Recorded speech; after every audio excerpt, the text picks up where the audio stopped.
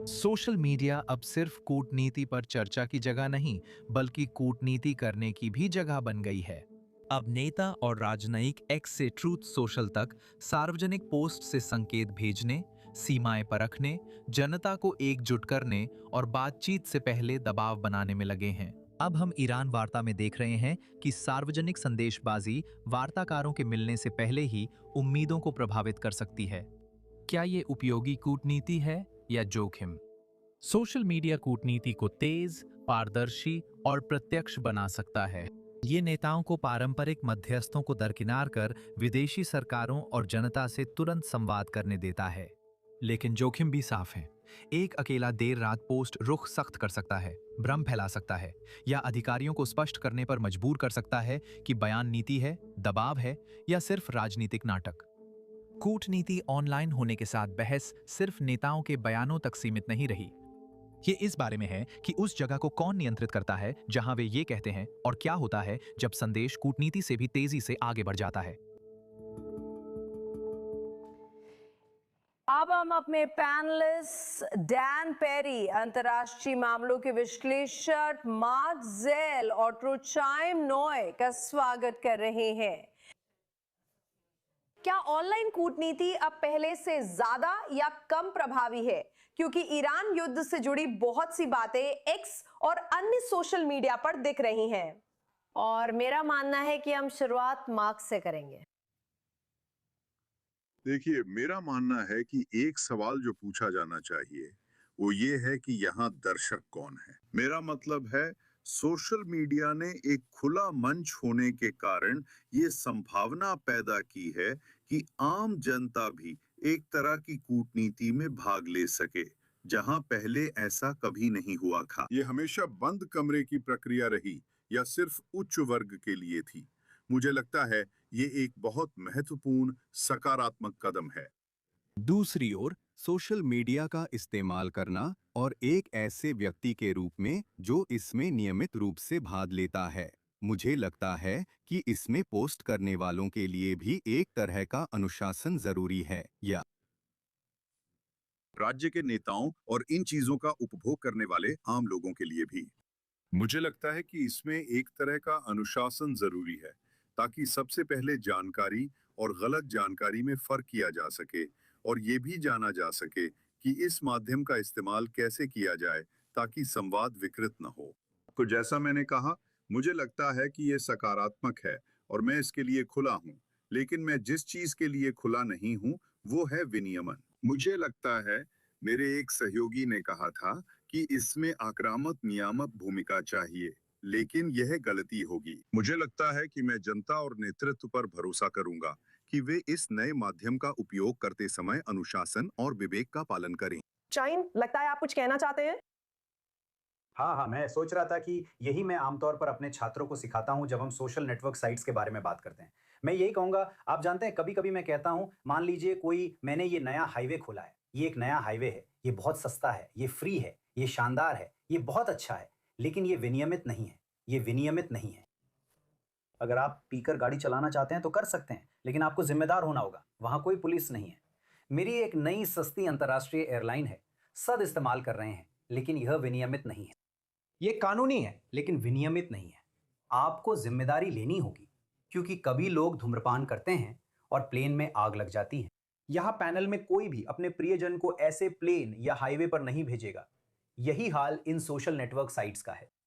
तो मैं जिम्मेदारी यूजर्स पे नहीं डालूंगा। हर किसी की जिम्मेदारी है इसे अन्य इंफ्रास्ट्रक्चर की तरह सख्ती से रेगुलेट करना चाहिए। जैसे हाईवे पर नियम और पुलिस होती है, वैसे ही यहां भी व्यवस्था होनी चाहिए। लेकिन एल्गोरिदम के साथ हमें कोई अंदाजा नहीं होता। ये बहुत बहुत ताकतवर है, शायद अब तक के सबसे ताकतवर उपकरण हैं जिन्हें पूरी तरह से अपारदर्शी तरीके से इस्तेमाल किया जाता है। ये बड़े खिलाड़ी हैं। आपने पहले डोनाल्ड ट्रंप का जिक्र किया था, लेकिन यहाँ डोनाल्ड ट्रंप मुख्य किरदार नहीं है। यहाँ असली किरदार नेटवर्क है, और हमें बिल्कुल भी अंदाजा नहीं है कि वो नेटवर्क कैसे काम कर रहा है। ये बंद कमरे में बैठने वाले अभिजात वर्ग से भी ज्यादा छुपा है। हमें इसे उजागर करना है। मैं इस पर राय देना चाहूंगा। दक्षिणपंथी हमेशा कहेंगे कि कुछ भी नियंत्रित ना हो, क्योंकि अभिव्यक्ति की स्वतंत्रता चाहिए। इसका सीधा अर्थ है आपको भरे हुए थिएटर में आग आग चिल्लाने का हक नहीं है।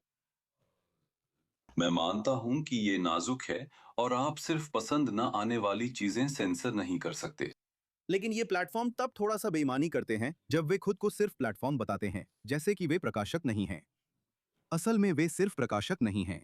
अब वे खुद गेटकीपर बन गए हैं।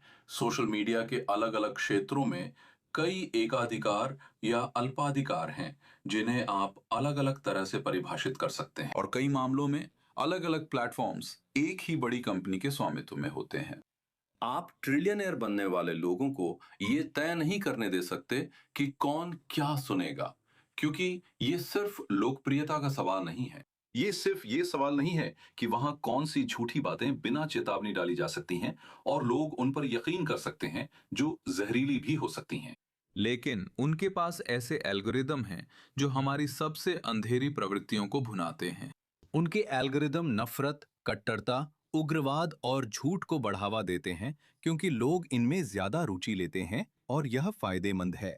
यहाँ आपके पास एक जटिल स्थिति है जिसमें आप इंसानी स्वभाव से जूझ रहे हैं, और उसका हर पहलू जरूरी नहीं कि इतना सौम्य हो। क्या आप इन्हें हमारे भीतर की सबसे अंधेरी प्रवृत्तियों को भुनाने देते हैं? क्योंकि ट्रिलियनेयर क्वाड्रिलियनेयर बनना चाहते हैं, हम इसी की बात कर रहे हैं। हाईवे और एयरलाइन की तुलना ठीक है, हॉट डॉग का क्या? क्या सड़क पर या हॉट डॉग में इंसानी मांस बेचने की इजाजत देंगे? क्योंकि इसमें ज्यादा मुनाफा है।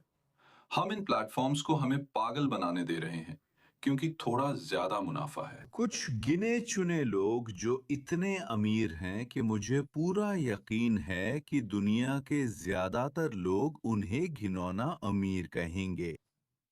और चलिए इसमें और गहराई से उतरते हैं कि ये सब कैसे हो रहा है, जैसे कि ईरान युद्ध और बाकी चीजों के साथ। मेरा मतलब है, हम राष्ट्रपति ट्रंप को सुनते हैं। ट्रूथ सोशल पर सब कुछ लिखा जा रहा है जिससे कूटनीति पर असर पड़ रहा है। क्या ये खतरनाक मिसाल है? मैं एक टिप्पणी करना चाहता हूं कि हमारे पास सोशल मीडिया क्यों है और सोशल मीडिया इतना व्यापक चलन क्यों बन गया है। ये इसलिए है क्योंकि पारंपरिक संचार के माध्यम, मुख्य धारा का मीडिया, अभिजात वर्ग, अकादमिक जगत आदि ने मूल रूप से आम जनता को बाहर कर दिया है। और अब जो आप सुनते हैं, मेरे सहयोगी यहाँ आज रात कार्यक्रम में कह रहे हैं कि ये एक हाईवे है और आपको सुरक्षा चाहिए, और एक एयरलाइन और इंसानी मांस और हॉट डॉग्स। मेरा मतलब, मेरे हिसाब से ये एक बहुत बड़ी अतिशयोक्ति है। हम विचारों की बात कर रहे हैं, हम अभिव्यक्ति की बात कर रहे हैं, हम संवाद करने के बुनियादी अधिकार और जनता के जानने के अधिकार की बात कर रहे हैं। और क्या डोनाल्ड ट्रंप और उनके जैसे अन्य लोग, और खास तौर पर एलन मस्क, जिन्होंने एक बहुत नियंत्रित माहौल ट्विटर को लिया और उसे एक ऐसा मंच बना दिया जो शायद इतिहास का सबसे सफल सार्वजनिक मंच है, एक ऐसी जगह में बदल दिया जहां लोग अपनी बात रख सकते हैं। और हाँ, इसका कूटनीति पर भी असर पड़ता है। जब इसे बंद किया जाता है, जैसे ईरानी शासन ने किया, तो यह कूटनीति और लोकतंत्र दोनों को सीमित करता है। मेरा मानना है कि हमें इससे हर हाल में बचना चाहिए और सरकार को इसे नियंत्रित करने की कोशिश नहीं करनी चाहिए, जब भी उन्होंने ऐसा किया है। यहाँ तक कि एयरलाइंस, हॉट डॉग्स और हाईवे जैसे क्षेत्रों में भी उन्होंने कई बार बड़ी गलतियां की हैं। और यहाँ हम किसी और भी ज्यादा बुनियादी चीज की बात कर रहे हैं, विचार रखने का अधिकार, बोलने का अधिकार। तो मार्क, मुझे आपसे ये पूछने दीजिए, अगर ऐसा हो कि इलॉन मस्क के लिए किसी भी मार्क नाम वाले के खिलाफ उकसावे को बढ़ावा देना फायदेमंद हो जाए और वे इससे खूब पैसा कमा रहे हों, और ये सब सिर्फ हिंसा, गुस्से और नफरत को भड़काने के लिए हो, आप ऐसी किसी भी चीज के रास्ते में रुकावट के खिलाफ होंगे? क्योंकि यही सही सवाल है। नहीं, देखिए, आप काल्पनिक बात का विरोध कर रहे हैं और मैं आपको बता रहा हूं, मुझे उसकी चिंता नहीं है। सबसे पहले मैं एक्स पर सक्रिय रूप से भाग लेता हूं। मेरी राय सभी लोग नहीं मानते और मुझे कई लोगों ने निंदा की है और मुझ पर हमला किया है जो मुझसे सहमत नहीं हैं। मैं इसे स्वीकार करता हूं और मैं इस चुनौती को स्वीकार करता हूं। ठीक है, लेकिन मैं ये स्वीकार नहीं करता कि यह कोई आर्थिक उद्यम है जो उन राक्षसों की सेवा करेगा जिनके बारे में आपने बात की और जो मानव स्वभाव के सबसे बुरे पहलुओं को उभारेगा। मुझे लगता है कि आप ध्यान दे रहे हैं, यही तो हो रहा है। आपने जरूर देखा होगा कि पिछले 15 से 20 सालों में सोशल मीडिया के कारण दुनिया भर में कट्टरता के साथ क्या हुआ है। आपने जरूर देखा होगा। आपने जरूर मनोवैज्ञानिक प्रभाव भी देखा होगा। मैं यहाँ चाइम से बात करना चाहती हूँ। माफ कीजिए दोस्तों, आपको टोकने के लिए, माफ कीजिए टोकने के लिए, मैं चाइम से बात करना चाहती हूँ। मेरा मतलब है क्या इन नेताओं को, मेरा मतलब है जो शायद सीमा पार कर रहे हैं, मेरा मतलब है क्या उन्हें बाहर कर देना चाहिए अगर वे नफरत फैलाने वाली बातें या ऐसी कोई और चरमपंथी बातें करते हैं। हाँ हाँ, तो मैं इसका जवाब देना चाहता हूँ। मैं इसका जवाब दो छोटे जवाबों के साथ देना चाहता हूँ। एक ये है कि आज मुझे ये सूचना मिली कि डोनाल्ड ट्रंप ने कहा कि ईरान के साथ बातचीत जारी रहेगी, लेकिन फोन पर। तो आप जानते हैं ये दिलचस्प है। एक था, हाँ यह पहला है, कनाडा के संचार सिद्धांतकार मार्शल मैक्लुहान ने कहा था कि माध्यम ही संदेश है। मैं सोच रहा हूं ट्रंप से फोन का मतलब पूछ सकूं, क्या वो स्काइप पर बातचीत होगी, व्हाट्सएप पर बातचीत होगी या मैसेंजर पर बातचीत होगी, वो कौन सा फोन है। लेकिन मुझे सच में लगता है कि ये एक पूरी तरह से अलग आयाम है। अगर मैं उस एयरलाइन या हाईवे पर जाता हूं जो नियंत्रित नहीं है, और अगर लोकतंत्र, सार्वजनिक मामले और अंतर्राष्ट्रीय मामले वहां किए जाते हैं, तो ये अलग अलग चीजें हैं जिन्हें तौलने की जरूरत है।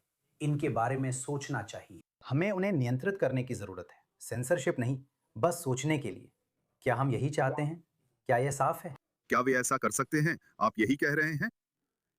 मुझे लगता है हमें कहना चाहिए, अच्छा। वो सामाजिक अभिव्यक्ति के अलावा क्या है? हम बात नहीं कर रहे मार्क। तुम दोनों मुझे चुप कराना चाहते हो, कोई बात नहीं, लेकिन मुझे लगता है ये सेंसरशिप है जिसे तुम दोनों समर्थन कर रहे हो, और ये नहीं है।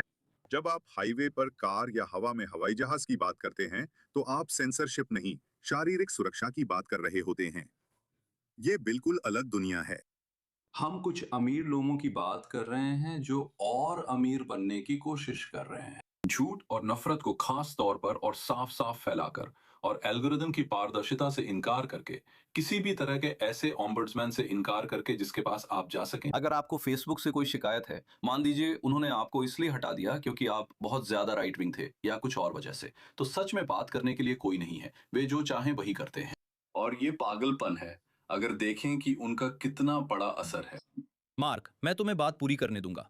ये सिर्फ राजनीतिक नहीं, मनोवैज्ञानिक भी है। तुम देख सकते हो कि डोपामीन हिट और उनकी बनाई सुविधाएं युवाओं को शक्ल सूरत को लेकर जुनूनी बना रही हैं। अब वे हमेशा से कुछ हद तक जुनूनी थे, लेकिन अब यह इसे जानलेवा खतरे में बदल रहा है और बिना किसी खास राजनीतिक विचारधारा की सेंसरशिप के चरम पर जाए। आप कह सकते हैं कि हमारे सामने एक बड़ा मुद्दा है जिसे सावधानी और समझदारी से ऐसे तरीकों से सुलझाने की जरूरत है जो लोकतंत्र विरोधी ना हो। शायद हमें एक स्वैच्छिक लोकपाल की जरूरत है, शायद हमें कुछ तरह के स्वैच्छिक समझौते की जरूरत है ताकि हम कुछ मानकों का पालन कर सकें, और शायद जो बातें खतरनाक हैं, भड़काऊ झूठ हैं, उन्हें चिन्हित किया जा सकता है। उदाहरण के लिए, ट्रंप ने कई अमेरिकियों को यकीन दिला दिया कि 2020 का चुनाव चुराया गया था और ये दावा झूठ के आधार पर था, चाहे आप उस चुनाव के बारे में कुछ भी सोचें। मैं उनसे सहमत हूँ, वो सही है और वो गलत है। जॉर्जिया में 18,000 वोट। इजराइल में भी वही बात। वैसे माफ कीजिए, क्या? मार्क, इजराइल में नेतन्याहू ने करीब 1/4 लोगों को यकीन दिला दिया है कि शिन बेट ने हमास के साथ मिलकर 7 अक्टूबर की घटना की। और ये सब झूठ, भड़काने और उकसाने पर आधारित है। और ये बहुत असामान्य है। यही ठीक वही हुआ बाइडेन प्रशासन में। उन्होंने होमलैंड सिक्योरिटी विभाग के तहत पूरी एक एजेंसी बनाई, ठीक वही करने के लिए जिसके बारे में आप लोग बात कर रहे हैं, ये तय करने के लिए कि क्या सच है और क्या झूठ, और क्या जानकारी है और क्या गलत जानकारी है। मेरे हिसाब से यही तानाशाही है। मैं आपको कुछ बताऊंगा। मैं नहीं चाहता कि आप या हम मुझे बताएं कि सच क्या है। आप निर्णायक नहीं हैं। मुझे जनता पर भरोसा है कि वे फैसला कर सकते हैं, क्या नेतृत्व भी कर सकता है। अगर हम उसे सेंसर ना करें, लेकिन सिर्फ मुनाफे के लिए उसे बढ़ावा न दें। क्या आप सहमत हैं? ये फैसला कौन करता है? ये फैसला कौन करता है? माफ कीजिए, मैं बीच में बोलना चाहती हूँ ताकि चाइम बोल सकें। मेरा मतलब है ये फर्क बारीक है। लोगों को अभिव्यक्ति की आजादी का हक है और वे अपनी बात कह सकते हैं, लेकिन एल्गोरिदम देखने की आदतों के हिसाब से कुछ लोगों तक ही पहुंचता है। तो हम इंसान के तौर पर खुद को और अपनी बोली जाने वाली बातों को बेहतर तरीके से कैसे मॉनिटर कर सकते हैं, क्योंकि कोई भी बात गलत समझी जा सकती है, फिर चाहे वो आक्रामक हो या नहीं। लगता है खुद को मॉनिटर करने का तरीका नहीं है। क्या हम इसे बेहतर बना सकते हैं? हाँ बिल्कुल, मैं आपसे सहमत हूं और मैं फिर से उस बिंदु पर आ जाता हूं जो आपने पहले कूटनीति, अंतर्राष्ट्रीय कूटनीति और उसे संभालने के बारे में बताया था। मुझे लगता है इसमें अभिजात वर्ग और नेतृत्व की भी भूमिका है। नेतृत्व की भूमिका है कि वे आमने सामने मिलकर टीमों और बातचीत के जरिए संवाद करें, न कि फोन या मैसेजिंग से। मुझे लगता है कि अंतर्राष्ट्रीय संबंधों, युद्ध और जीवन मृत्यु जैसे मामलों में मुझे यही लगता है। हम जनता से जिम्मेदारी की उम्मीद रखते हैं और एक सदस्य होने के नाते नेतृत्व से ज्यादा जिम्मेदारी की अपेक्षा करते हैं। इसलिए नेतृत्व को जिम्मेदारी लेनी चाहिए। ईरान के मामले में भी यही हाल है। मुझे नहीं लगता कि ट्वीट करने की कोई जरूरत है या पोस्ट करने की कोई जरूरत है या फोन पर बातचीत करने की कोई जरूरत है। असली जरूरत है बातचीत की, आपको पता है, वार्ता की। यही तो राजनीति और अंतर्राष्ट्रीय राजनीति का मकसद है। आप अलाव के पास बैठते हैं, जब तक सफेद धुआं ना निकले, जब तक कोई नतीजा न मिले। मुझे लगता है सोशल नेटवर्क पर ट्वीट्स, चाहे ट्रंप हो या कोई और, मायने नहीं रखते। मैं नहीं मानता कि उनका फर्क पड़ता है, वो बस भटकाव है। मुझे लगता है कि इससे रचनात्मक संवाद को बढ़ावा नहीं मिलता। मैं इसे ऐसे ही देखता हूं, लेकिन इसका वास्तव में अभी के या पिछले किसी भी संयुक्त राज्य अमेरिका के राष्ट्रपति या फिर संयुक्त राज्य अमेरिका से कोई लेना देना नहीं है। मैं जिस बारे में बात कर रहा हूं वो बिल्कुल भी व्यक्तिगत नहीं है। हम लगभग, दोस्तों माफ कीजिए, हमारा समय लगभग समाप्त हो गया है। मैं चाहूंगी कि डैन और मार्क, आप दोनों अपनी अंतिम बातें जितना संक्षिप्त हो सके रखें। ठीक है, मैं शुरू करता हूं। बस मुझे ये कहने दीजिए, पिछले 100 सालों में हमने कूटनीतिक रूप से कितना अच्छा किया है। हमने एक सदी यानी 20वीं सदी देखी है जहां कूटनीति लगातार भयानक तरीके से असफल रही। क्या मुझे 20वीं सदी के मध्य में यहूदियों के साथ हुए होलोकॉस्ट और उनके साथ हुए व्यवहार का जिक्र करना पड़ेगा?